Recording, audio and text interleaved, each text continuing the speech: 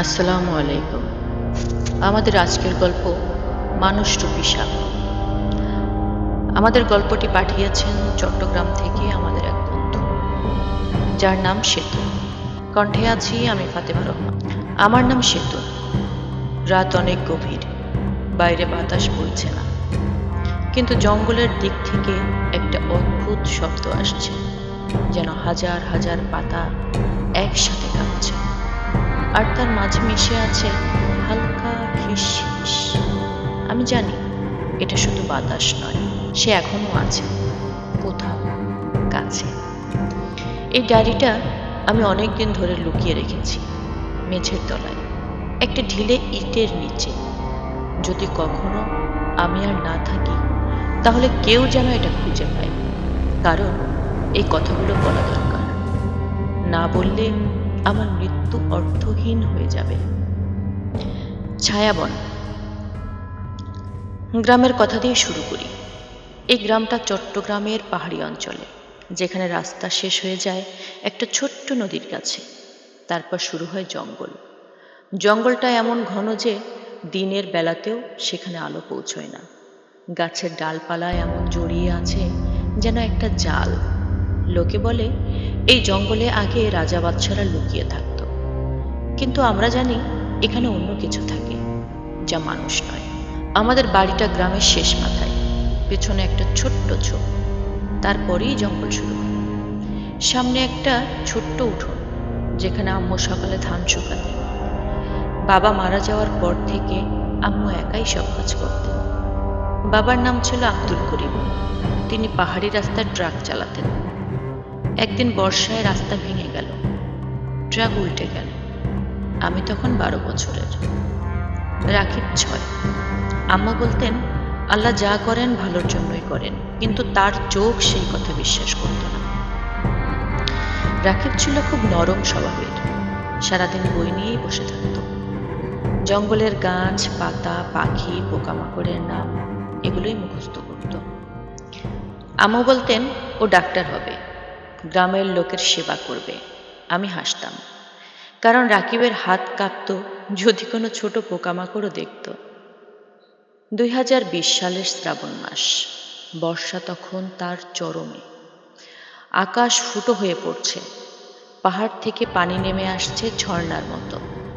আম্মু সকালে বললেন আজ জঙ্গলে যাব, বাঁশের ডগা, বুনো কচু, হলুদ তুলে আনবো, সন্ধ্যার আগেই ফিরব। আমি বললাম আম্মু এত বৃষ্টি, যেও না। আম্মু হেসে বললেন ভয় পাস কেন, জঙ্গলেই তো আমাদের বাড়ির মতো। তিনি গেলেন। বিকেল গড়ালো, সন্ধ্যা নামলো, রাত হলো। আম্মু ফিরলেন না। রাকিব কাঁদতে লাগলো। আমি দরজায় দাঁড়িয়ে অপেক্ষা করতে থাকলাম। রাত 9টার দিকে দরজায় শব্দ। আমি দৌড়ে গিয়ে খুললাম। আম্মু ভিজে একাকার, কাপড় থেকে পানি ঝরছে, কোলে একটা ছোট্ট বান্ডিল, নবজাতকের মতো, কিন্তু চোখ দুটো খোলা, পুতলি সরু সরু লম্বা, যেন সাপের চোখ, ত্বক চকচকে, আঁশের মতো। আম্মু বললেন জঙ্গলের একটা পুরনো কুয়োর কাছে কাঁদছিল, কেউ ফেলে গেছে, আমি নিয়ে এসেছি, আল্লাহ আমাদের কাছে পাঠিয়েছেন। আমি কাপা গলায় বললাম আম্মু এটা এটা মানুষের বাচ্চা না, দেখো আঙ্গুলগুলো কত লম্বা, আর চামড়া, চামড়া যেন স্কেল। আম্মু আমার দিকে তাকালেন, চোখে আগুন। সেতু, তুই কি বলছিস? দয়া করতে জানিস না? এটা আমাদের ছেলে রায়হান। নাম রাখলাম রায়হান। প্রথম রাত। আম্মু তাকে দুধ দিতে গেলেন, বোতল মুখে ধরলেন। সে মুখ ফিরিয়ে নিল। আম্মু আবার চেষ্টা করলেন, না। তার চোখ জ্বলে উঠল। আম্মু উঠে গিয়ে বাইরে থেকে একটা ছোট্ট ইঁদুর ধরে আনলেন, জীবন্ত। রায়হানের চোখে আলো জ্বলল, ছোট্ট মুখটা অসম্ভব ফাঁক হয়ে গেল, দাঁত দিয়ে গলা কামড়া ধরল, রক্ত ঠোঁট বেয়ে ঝরতে লাগলো। আমি চিৎকার করে পিছিয়ে গেলাম। রাকিব ঘুম থেকে উঠে কাঁদল। আম্মু শান্ত গলায় বললেন ও ক্ষুধার্ত, মানুষের দুধ ওর পছন্দ হয়নি। এটা ঠিক আছে। পরের দিনগুলো ছিল অদ্ভুত। দিন 1 থেকে 7। সে হামাগুড়ি দিত এত দ্রুত যে চোখে ধরা যেত না। তার শরীর যেন হাওয়া। দিন 8 থেকে 14। দাঁড়ালো, হাঁটলো, পা দুটো সরু, লম্বা। হাঁটার সময় মেঝেতে হালকা হিস হিস শোনা যেত। দিন 15 থেকে 30। আম্মু বলতে শুরু করলো, কিন্তু শব্দটা হিস হিসে, যেন যেন জিভ দিয়ে বলছে।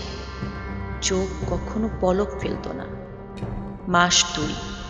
দেখতে 5-6 বছরের। কথা বলে ছোট বাক্য, দিদি, খিদে পেয়েছে। কিন্তু খিদে মানে ইঁদুর বা ছোট পাখি। মাস 3। 6-7 বছরের মতো। গ্রামের বাচ্চারা তার সাথে খেলতে আসতো, কিন্তু সে কখনো হাসতো না পুরোপুরি। হাসলে দাঁত দেখা যেত, খুব ধারালো। মাস 6। 12-13 বছরের যুবকের মতো। গায়ের চামড়া চকচকে, আঁশ আঁশ। গ্রামের মেয়েরা লুকিয়ে দেখত, বলতো, রায়হান ভাই খুব সুন্দর। আমি জানতাম সেই সৌন্দর্যের পেছনে মৃত্যু লুকিয়ে। বছর 1।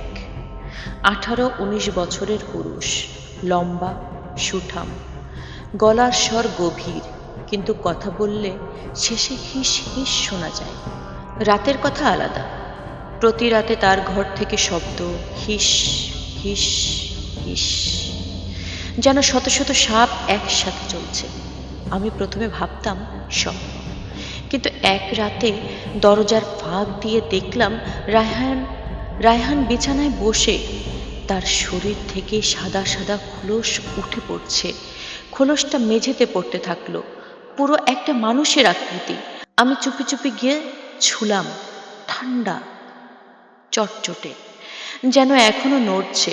গন্ধটা ছিল পচা মাংস আর জঙ্গলের ভেজা মাটির মিশলে। আমি ফেলে দিয়ে হাত ধুলাম, কিন্তু গন্ধ যায়নি। প্রথম লক্ষ্য ছিল পশু, আমাদের মুরগির ঘর।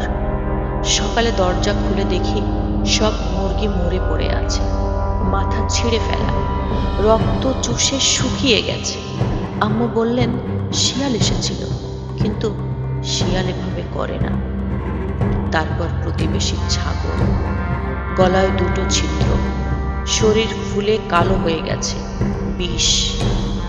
গ্রামের লোকে বলে কালো কেউটে সাপ।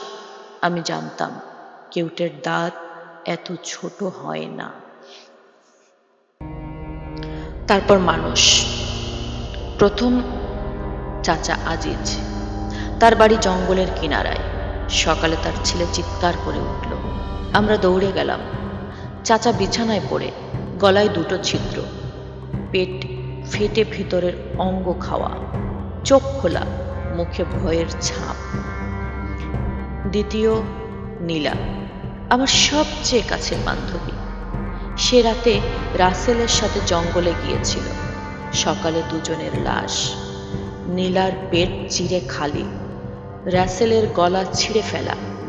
নীলার চোখে এখনো ভয়, যেন শেষ মুহূর্তে সে দেখেছে কি এসেছে তার কাছে। তারপর একে একে হাজী সাহেব, তার ছেলে, ফাতেমা আপা, রহিম চাচা, গ্রামের মোট 21 জন। প্রত্যেকের গলায় 2টো ছিদ্র, বিষ।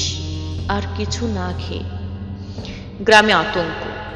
রাতে কেউ বাইরে বের হয় না। দরজা জানালা বন্ধ। মসজিদে লোক জড়ো হয়। মৌলভী সাহেব এলেন, কুরআন পড়লেন, তাবিজ বাঁধলেন, ধূপ জ্বালালেন। কিন্তু রাত নামলেই চিৎকার। আমি আর ঘুমোতাম না। প্রতি রাতে জেগে থাকতাম, রায়হানকে ফলো করতাম। এক রাতে দেখলাম সে বাড়ির পেছনে একটা কুকুরকে ধরে, চোয়াল ফাঁক করে মাথা চিবোচ্ছে, জিভ দ্বিখণ্ডিত, চোখ লাল আগুন। আমি পিছিয়ে আসার সময় পা পিছলে শব্দ। সে ঘুরে তাকালো। সেতু আপু, তুমি জেগে আছো?